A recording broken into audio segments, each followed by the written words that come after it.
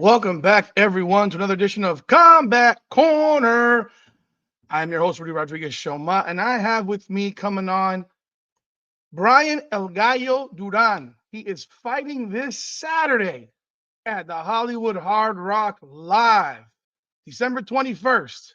If you haven't gotten your tickets yet to see El Gallo in action, you need to get those tickets now. I'm telling you right now, it's going to be fireworks. I've seen this man fight. Woo! He brings it. But we're going to learn more about his story because this man has a story, and I greatly appreciate him jumping on with me this evening. Bryan El Gallo, I appreciate you, What's my up, my guy. brother? Thank you for coming on with me tonight. How you doing, man? How you You're doing fighting. tonight? You're fighting this Saturday, man. It's been, gosh, how long has it been since your last fight? Like almost Almost shoot, 7 months. 7 months. I mean, I know you had a shoulder injury, right? Yeah, I had to recover. How Yes, sir. yeah, talk about the opportunity finally getting back in that ring and In the doing your kitchen, in the work. kitchen, back in the kitchen Yeah, soon. yes, sir. Talk about what that Well, feels like to get back in, and obviously dealing with the shoulder injury and the recovery for that. to be honest, bro, is a mix of emotions because I'm definitely super excited to be back. I feel like my first time fighting, but I also know I got a chip on my shoulder and I got something to get back, and it's something to prove myself. It's not to prove anybody else. At the end of the day, I get in there alone. So, I worked my ass off for this fight, and I don't care who it is. I fight him like he's the champ, and I fight him like, he's trying to take my food for my kids. So, the same mindset every time, brother. I guess I'm at a different state of mind in the sense of as an athlete. I took this camp super, super serious, nothing lightly at all. I try to, patch every little hole I had in my game. I tried to still enforce the ones that were already there, make them better, like my speed, my explosiveness, my aggression, make sure it's there, but also get a little more tactical with other things like cardio, got strength and conditioning. So I was doing the work scientifically the right way, not just how I thought. So there's a lot of factors that are gonna make this fight be the biggest fight of my life so far. So, looking back at your last two fights, I mean, you fight Louis Lopez. That was a war between you two Yes, sir. guys. You drop him, he drops you, and then you finish him. I Yes, sir. mean, I was at that fight. Incredible, incredible fight. Then Thank you you so fight much. Kai Stewart for the belt.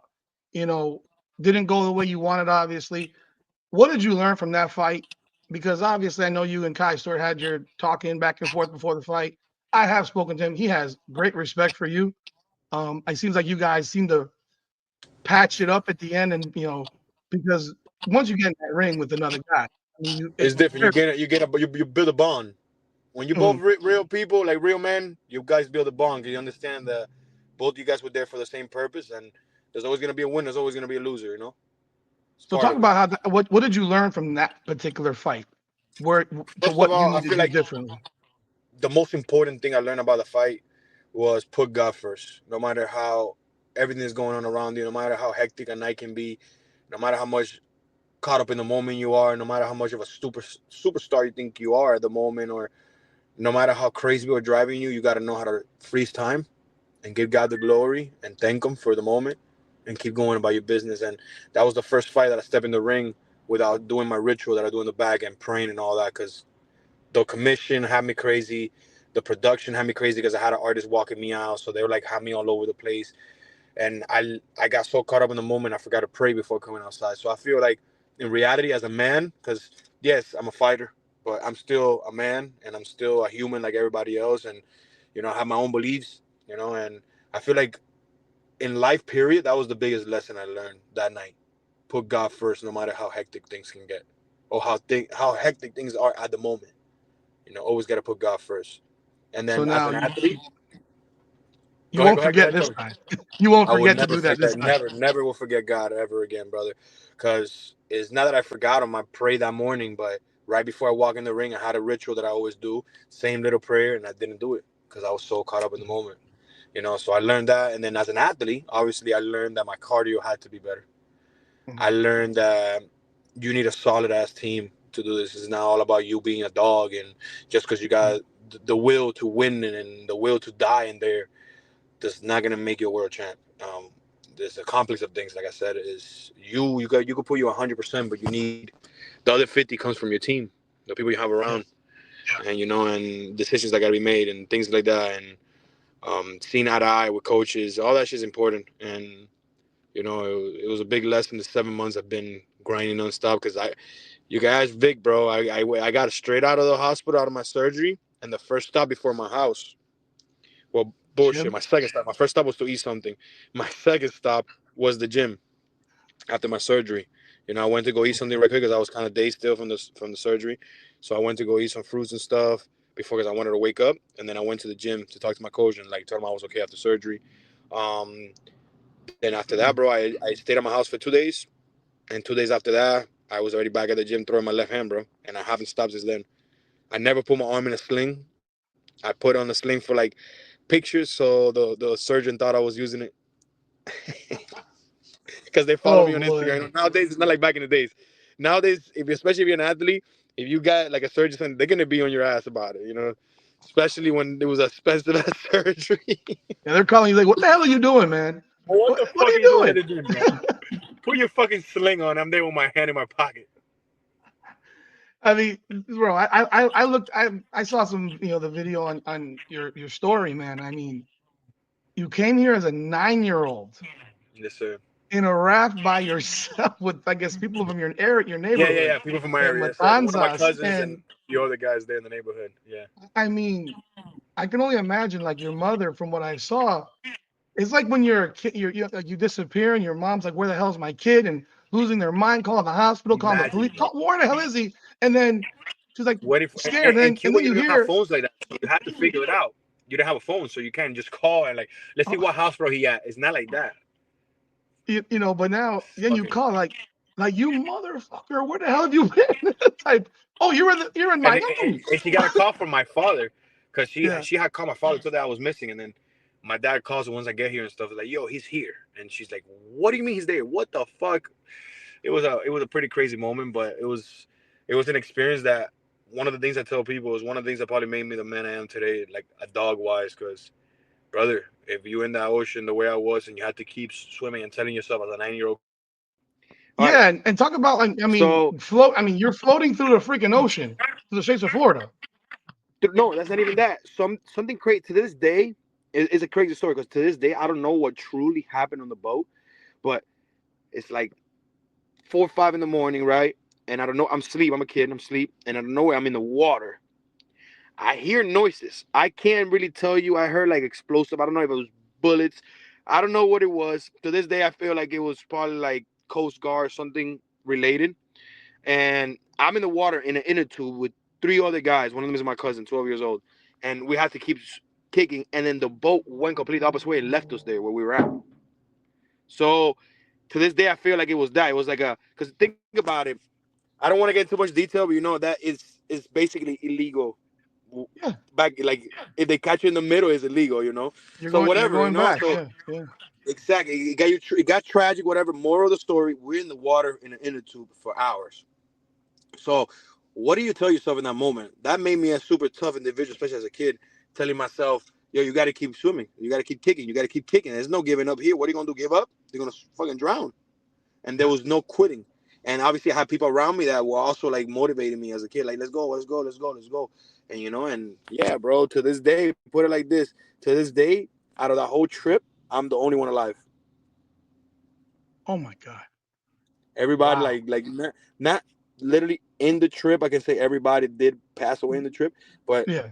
out of the 4 guys that made it here with me, like I was the fourth one. All Wow. of them, like 2 of them died, like just being old, whatever, and then my Yeah. cousin died in prison. So did you like land in Key West? Yes, but on the east side of it. Okay. Yeah, Wow. That's yeah. that's incredible. I mean, my father was born in Cuba, and my father came over in 1961 when he was 16 by Oh no, he came in plane. the Peter Pan. In the Peter Pan. Yeah, yeah. He came in 61 by plane, and I mean, he did grow up. I mean, in Cuba they were great, but then they got here and they had nothing. They're living, 4 of them in one room, and I hear the stories from my dad riding a bicycle for Western Union. A Yeah, high bro. school high school dropout. My And father was a high school dropout. Cuba was beautiful before, brother. Yeah, When your yeah, dad left, yeah. before your dad left, Cuba was like better than America. Absolutely. And he Vegas was you gonna know be there. Vegas was gonna be there. Yeah, it was basically it was Vegas. And when he got here and he went to Miami Jackson High School for 2 weeks, he drops out because the Jackson. He family was has Jackson. no. Yeah, he went to Jackson, drops out, has no money, and starts working, riding a bicycle, delivering messages for Western Union. And then he goes to night school at Lindsay Hopkins Adult Education as a Oh man. 16-year-old. He ended up, living the American dream, of becoming a lawyer, a judge, the whole nine. So, when I hear your story, it's just like, my God. And then Yeah, bro. I'm- you're Cubans you're Cubans have now, it tough, bro. Cubans have it tough, bro. And the ones over oh, there now still have it tough as fuck, bro. you know, There's days over there now that they're going 18 hours without a light. my God. And but yet you hear the, what do you call it? The is it the rhetoric or the propaganda that it's all Yeah. wonderful. They'll show you the video of all these. Does it, as a Cuban born man, does it bug you when you see Americans go there on vacation and act like this is some amazing place to live when you went through what you went through? Like, it would piss I'll my be I'll, father I'll off. be a hypocrite to say that it bugs me because then again, like let's say like if we go somewhere like Colombia and Yeah, we're posting it and it's a paradise for a lot of tourists, but yeah, then there is places there that people are like of hungry, course, of course. So I guess I can't get bugged about it, but let's say like it's not something that bothers me, but it makes me laugh. Let's say Yeah, it makes me because laugh like oh man. yeah, you see Americans who are like, "Oh, it's wonderful." Like, bro, Yeah, yeah, yeah, yeah. Because you're they in go the to the tourist beach and stuff. Yeah, you're in the tourist spot where they want you to see. They're not showing you what is really there and what the exactly. people are really living. So it's amazing to hear and then listen to your going through high school. And I mean, talk about that journey, because I have a lot of notes. Yeah, I heard you talk about these police officers that took you behind the movie theater and made you yeah. flashback. Beat the Like, life out of me, man. what happened there? Did someone find you there? No, I Yeah, thought okay, because this what it was, man. When I get here, whatever, I'm young. My mom yeah, was still in Cuba, obviously. How I was telling you prior. My yeah, mom yeah. gets here a year after. That whole year that I was waiting for my mom, I'm not gonna say I got bullied, but yeah, I basically got bullied because the Mhm. kids were making fun of me, my English, this and that. A lot of things And were then you going on. busted, and So then you busted their ass, from what I yeah, heard. exactly, exactly. But before that, I just built a lot of anger and I got misled. Like I'm just telling you quick. I got misled Yeah, by the wrong people. Ended up in the wrong places, hanging out with the wrong people. Blase, blase. Um, I end up in the streets, being a gangster, you can say, yeah. and just being around the wrong people sometimes. And all I needed was somebody to talk to me, not somebody to treat me like I was already a delinquent. I was as a child, Hmm. and them treating me like that, like things like that happened to me, made me believe like, oh, this is who I am.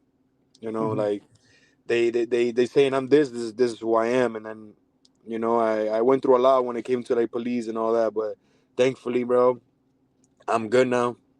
Hmm. Everything's punched out of my record now. I'm able to carry legally. Oh, I'm like one of the only people that's ever like done time and is able to clean the record. Like that doesn't Hmm. happen to a lot of Yeah. people, But man, I'm just blessed to be here, man. Like to be honest, man, like just to even have this conversation with you and be able to have a story and tell you where I come from and tell you Hmm. like, damn, like things could be bad at a moment and they could get better from like overnight. Things could change overnight, and my life changed overnight in a way. Even though I worked my ass off for nights and days in the gym and mornings, and there's a lot of nightless fucking no sleep at night, and there was a lot of hard moments and moments that I wanted to eat and I couldn't and things like that. Hmm. Seems so small, but still, man, it happened overnight because I was You've not done this supposed to all be in here, man. three. It's been 3 years you've been in the BKFC, Yeah, and you've gone from three the years beginning training period. to, 3 years training period. wow. And at And BKFC, I never fought t- before. well, except for whooping people up In the in the street, yeah, street. but bro, you can't compare You fucking can't whipping a compare truck in it. the street No, to it, an athlete that trains every day. Trust me, it's levels. no, it's funny. Because I grew up in Miami, and I remember when they were doing the backyard fights in Bryan with Yeah, Kimbo Slice and Jorge Masvidal, and I know you mentioned him in the video I saw, and all that. And I remember watching these things, and I'm like, and I actually lived in Bryan at the time. yeah, That was where I learned. I was the living in Ryans, Bryan. man. I was living in Bryan for about 8 months, I'm at a barber shop, and they're passing around the DVD on an old school DVD thing that flips open, and you're like, oh my god, they're doing this in someone's backyard, like 5 minutes from where I live, Yeah, bro, and right there, and, bro. I'm and, telling you, and bro. it's you know you talk about I saw where you talked about the first fight and you met this particular woman who helped you get in shape and then all that stuff. And how Yeah, much were you weighing when you met this ex of yours like who 215 pounds, but like fat. you Yeah, 215? 215, bro. The heaviest I've been. What was your rapper name? Because I know you were rapping for like 10 Cuban's years. antenna. Cuban Santana. No, because Yeah. that's just I mean, I'm 275 pounds. I'm fatso right now, and I got to get back to like 230 where I feel more comfortable, I can breathe and all. Yeah, but I you're had a probably way baby. bigger than me, bro. I'm short. I'm 5'10". I mean, I know you're 5'7" or whatever. Are you really 5'7", or Yeah, I'm way shorter. is that the build height, like the athlete height, 5'7"? Nah, I'm 5'7", Huh? 5'7". Okay. I'm five So, seven. Yeah. yeah, I gotta drop some pounds. But no, that's losing. I mean, God, you lost what, 70 pounds? Yeah, I no, mean, and how I did how just did I was just 196 after surgery. and that was But when was that in July? June, like, July? bro, like August, I was like already like 201 around there, and then I went down a little bit because I got really fat with all the medication and stuff to heal my arm, Uh-huh. and then I went down to like 190 something. I was on 196 for a while, and then like I'll say like last month I started going from 180 down, and then now I'm at 156 today. You've learned to do this now, Of obviously, how to course, cut weight now. I mean, but how do you, I mean, that's a lot of weight. How do you yeah. do that? I mean, it's dieting, obviously, Diet. It's all heavy about diet. dieting. It's all about the It's all diet. about Yeah. diet, and Weight how control. many, You gotta know how to control your weight and when to do what. You know, gotta know when to work out, when not to work out, what to eat before working out, what to eat after working out. uh-huh. All And that how many matters. hours do you work out? Like, how many hours do you work out in a day? Like training Let's session? say like regular camp. I'll work between 3 and 4, and a real camp like what I just had for real. Like Yeah, when I call it camp, but let's say like if I'm just training, I don't have a fight day. I'll train like yeah. 4 hours a day. But if I have a fucking fight, I'm talking about like 7, 6 hours a day. Jesus Christ. Because I remember I would go to the Jocko Hybrids Training Center, not to train, but like they had a gym, and I'm watching these guys. What was the Black Zillions? And I know you mentioned like the throw in the kicks, and I'm watching this guy kick the bag, and I did it once, and I'm like, what? Like, how do you like? The man's kicking that bag 100 times and turn his leg into like a calcified tree, Yes, to where yes. you don't, because the first time you kick, it's like, holy crap, this hurts like hell. I mean, obviously taking, learning jujitsu and kicking and all that stuff is BKFC is what you love. I mean, that's No, what you. that's the only thing I care about, honestly. Like, I don't want to do any other sport because people made a name in every other sport. Nobody has made a name Mm, here for real, for real. So yeah, I feel like I can go out in the books as like one of the greatest, like the next Muhammad Ali, but in this shit, the next Mike Tyson, but in this shit. You know what I'm saying? Mayweather. mm, You know, like the big name, the next McGregor in this. You know, I could be that guy. I know I got the potential to do it, marketing strategies to do it, the charisma to do it. So it's just little by little, bro. I'm really being patient. I used to be really impatient. Like I was mm. impatient as fuck. I was trying to hurry up back in the days, but now taking my time. I realize that anyways you rush and time passes, and you're gonna look back like, wow, I could have just taken my time. You know. So you had So hair on the top last time. When did you cut your hair? Because now you just have the recently, dog, I ponytail on the started back. seeing las entraditas right here. I started seeing it, and then I started seeing the Jew cut, and I was like, ah man, that's it. You gave up. You're like, oh, no, no, I no, I get. can't look. I said, I fuck can't that. look I'm at not that. gonna be over here pretending and fuck out of here, man. Anyway, there's I, no I more comfortable shit than this, and I still got my little hair in the back. Yeah, you have that there. Because I mean, like the El Gallo means rooster, Rooster, like I fighting, mean, fighting and rooster, uh, yeah. and so I mean, I Cockfight. saw you got that name when you were younger, Yeah, because I used to fight all the and time. Yes, sir. and then I guess I thought maybe because the hair was part of the thing, and because the rooster has the thing across the head and all that, but I gave up on my hair about when I was like 33 years old, and I was like, I can't. I'm Yeah, not I'm going to the barber 29. I no more, said fuck that. I'm 29. I said fuck that. and I'm not going to the barber anymore for a tape up that goes back here. Yeah, It's bro. just not going Fuck to do it. that. That's what I'm saying, bro. You know, you have obviously a story that you have a child who has autism, Yes, sir. and you want to open up a school for children with autism. How did you? I mean, you don't know until you know. Like, when did you find out, and how does that motivate you in what you do? I found out when he was about like 3 years old. And we started Hmm. noticing that he was a little different. Like he couldn't talk, he couldn't do like certain things. He Hmm. still has motor skill issues. So like whenever he would drink water, he would shake. Anything that goes past Hmm. his heart level, he will shake. Yeah. He can't control Okay. anything past his heart. Um, and bro, we started noticing little things. And at the beginning, it was tough, man. It was an uppercut straight to the chin. You know, like as a father, Hmm. you don't want to hear that. But then you got to be realistic, and sometimes it could be our mistakes. It could be our mistakes in the sense like things that we could have done ourselves.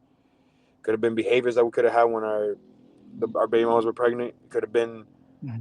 getting them feeling some type of way. Could have been anything. It could have Hmm. even been the fact that we vaccine our kids. You know what I'm saying? Yeah. Which I feel like that's what it is. Cause, bro, I just had my fourth kid, third son, Mhm. didn't have vaccines at all. Didn't put nothing. Fourth kid. So you had a Everybody, kid. You got a kid this year. yeah, I just had a kid. Congra- He just turned a month. Congratulations, man. Thank you so much, bro.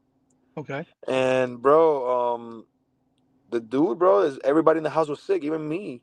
And Yeah.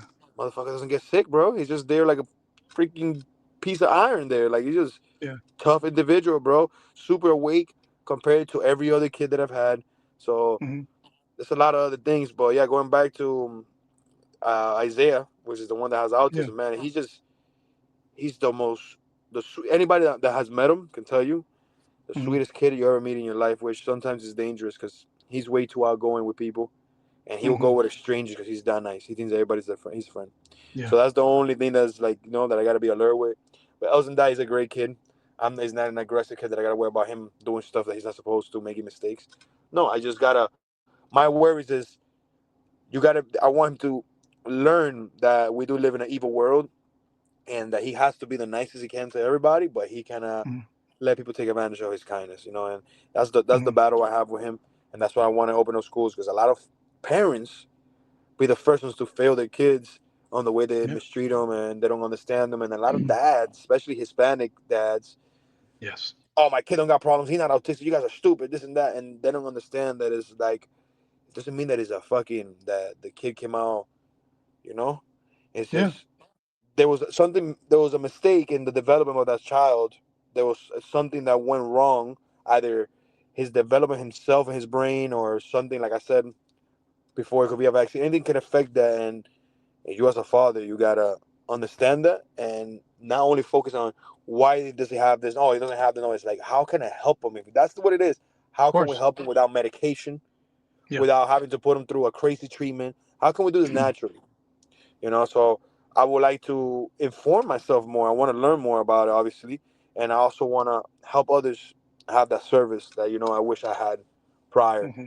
maybe emotional wise. Now supposedly they even detect it now before the childs are born they have issues. Yeah. Oh well. So Because I so because I coached little kids in soccer. Well, like elementary school to middle school kids in soccer, and I had a kid for 2 years. Well, initially it's him and his brother. You got the one brother who plays like Lionel Messi, and then you have the brother who was like, I mean, I don't want to say like he like was lost, and I didn't know anything. So I'm a yeller, man. When I coach kids, I'm like, I want kids to do the best they can. I'm like, of run, course you bust have your to be ass. tough. These people nowadays are softer than butter. If you make a kid run too much, they're like, oh my God, they're all made out of porcelain glass and stuff. But my wife, who's watching, she's like, she smacks me. And she's like, he's autistic. It's like, no one told me. How would I know? Because I'm asking him questions and he looks kind of like lost in what I'm asking him. His I brother didn't tell me. His bet, father bro. I didn't feel tell me. that. But I also know that parents don't really want to tell people that because they don't want them to be treated differently, in a Treated sense. different, but Yeah. the But I sad gotta part know. about it is that you have to be treating them different. It doesn't mean Yeah. treat them different. It's just Yeah. you got to have more patience with them. That's all it is. I'm That's the not. I'm. difference. I'm not gonna scream at the kid. Like I scream at every other player. The No, same. no, no, no. You know. You could be tough with him. Yeah. You have to teach him, but understand that you yourself you can't get frustrated. That you Yeah. got that you know that other kids you might have to repeat things one day. Yo, left. But him, you got to tell him 100, and you just got to Yeah. laugh about it and rub it off because it's just part of it. And Just and enjoy the that's process, even if it's not and your he kid. Enjoy and the he got process. better and he got better and we won 2 championships. I mean, he wasn't a star of the team, but I mean, he got his brother was a monster. I mean, like my I God, bet he incredible made up stuff, for him. incredible. But so I learned like how I could approach him and how I could help him get better. And then when he makes a play, like you really clap it up for him. It was like, bro, he's A busting his thousand tail. percent, because it's like, You know, whoa, he did that. Yeah, I know what you mean. yeah, Crazy. and I remember he scored a goal. It was like it was a celebration Yeah, I because he's playing bet, bro. defense, and now I'm pushing him to forward, and it's like he scores a goal. It's like, oh my god, like the freaking place is like going bananas.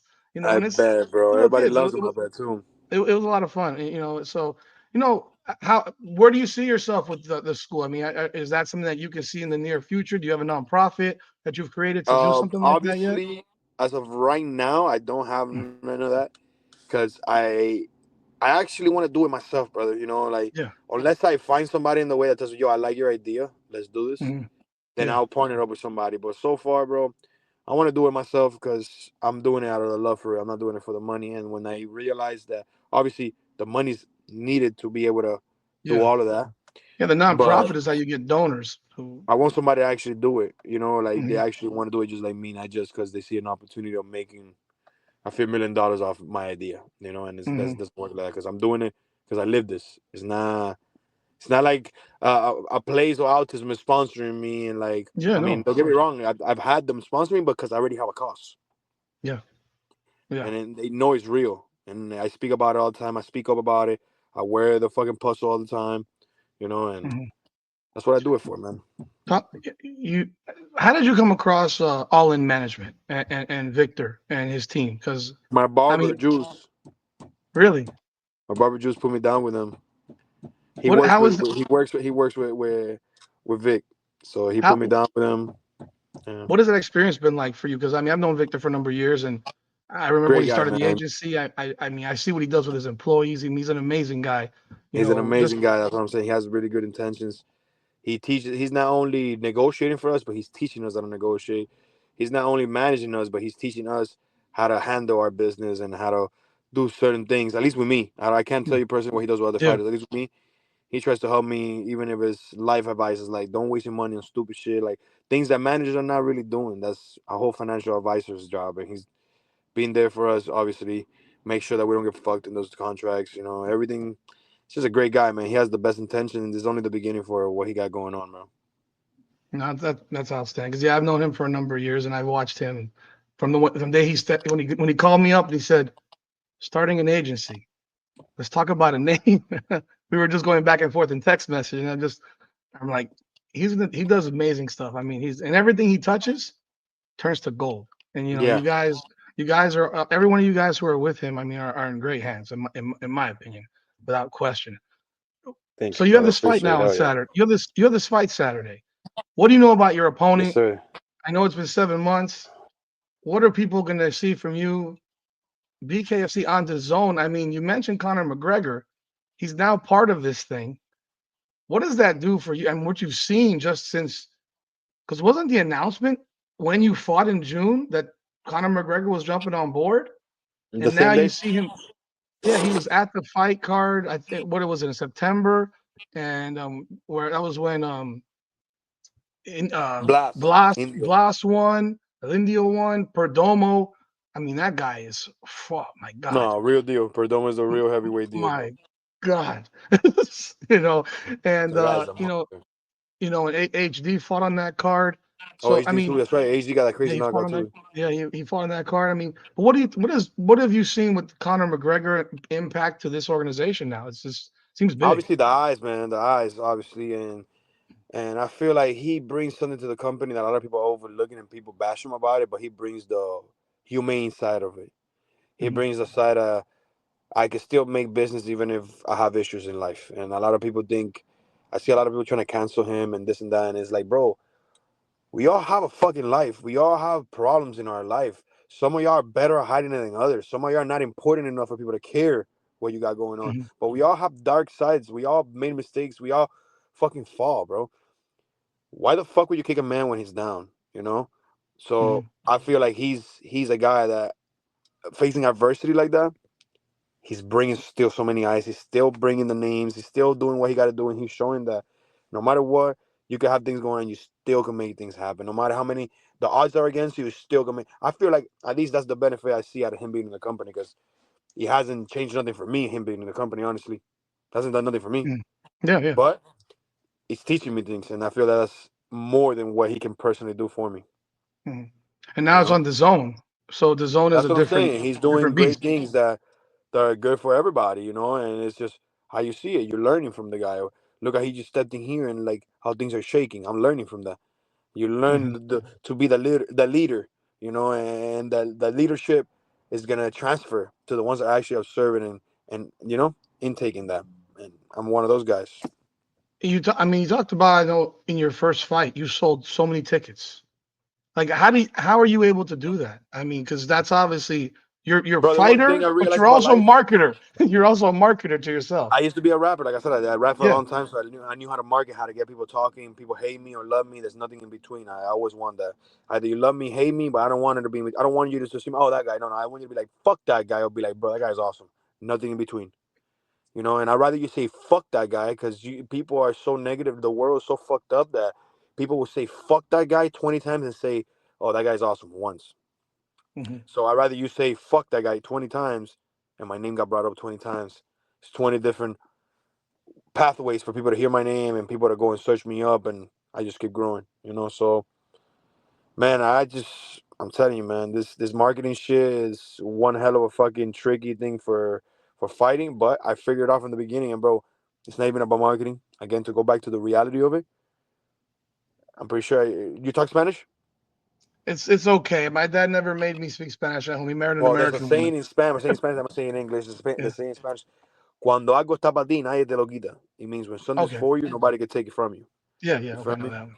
Yeah. So that one right there, brother, is reality, bro. Like no matter what, this is what's meant for me. Is nobody's gonna take this from me, bro. Well, it's one of those to sell. I mean, but you're doing this while training, so it's one of those things where that takes a lot of work as well to do all that. So I mean, that's Yeah, it very does. that's amazing for your first fight, especially Yeah. looking at this fight. I mean, obviously you're focused on Saturday, but naturally you want to get your pathway back to another shot at the title. No, I am. I am. I know. Yeah, I know. I'm not saying impressed because everybody knows what I'm about, but I'm about to wake them the fuck back up. I'm gonna remember them again. Who the fuck I am and why did I get to a title shot so fast? Because I feel like a mhm, lot of people, fans and people after what happened last, because nowadays the combat sports world and just sports period became a lot about betting. So a lot of people mhm, lose some money and then they completely throw you to dirt like it was your fault that they betted on you, you know. So I seen the comments and all that. So I have an answer back. I'm not giving no negative things my energy, but I'm coming back. I'm knocking people out, and they're gonna fucking regret it, fucking ever giving me their back. And that's mhm, something that I look forward to doing. And like I forgive whoever gave me their back. Cause I'm saying this because it's mhm. not only fans. A lot of people that were supposed to be teammates. A lot of people were supposed to be sponsors. A lot of sponsors dropped me after my Wow, loss. really? So yeah, I've lost like at least 100 grand because it's fucking sponsorships that I lost. But it doesn't really matter. We're gonna move forward. That's why I said the McGregor thing motivates me because I know what it is Yeah, people to try to step on you when you're down and you still show out. And I still yeah, came, still sold my tickets this fight.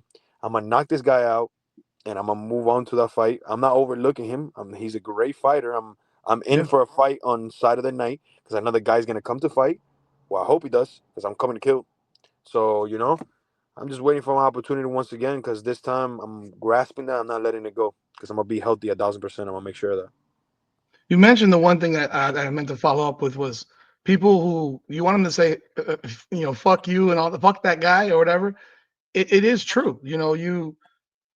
People either love you or they hate you, and if they're in between, that means they don't give a fuck about you, and that's the worst place to be. Is where That's the people are worst place to be. indifferent. Like if you hate me, you want to pay to see me lose. They don't Even care. more, like they'll pay Exactly. to see me lose. Like everyone pays to see Floyd Mayweather lose.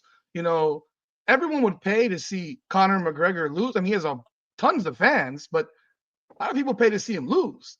Of The course, same bro. thing. So it's like one of those things where you want to have that polarizing component. Like, I mean, look at the guy, look at Jake Paul. People can say where they want this guy. People hate him or they love him, but they're still copping up that money to go watch him fight. Just And like they that. can say whatever they want about him. And that's definitely to me, I completely agree with you, because that's what keeps you relevant in all these in these sports. I mean, especially in the fight game, because it's 1,000%, an brother. it's a tough business, and that one loss can actually, you know, it can change things, as you Make mentioned. damage, yep, Yeah. for your career. Yep. But tell people where you still got tickets available, Nah, I already turned them all or you in, bro. sold them This is out? the only fight. This is the only fight that I said it. I'm gonna be a whole week chilling. I went and turned Yeah. all my tickets today. I don't want nothing to do with tickets. Oh, okay. I've been the cash cow for a long time, and people still coming to buy it online and see me. So Uh-huh.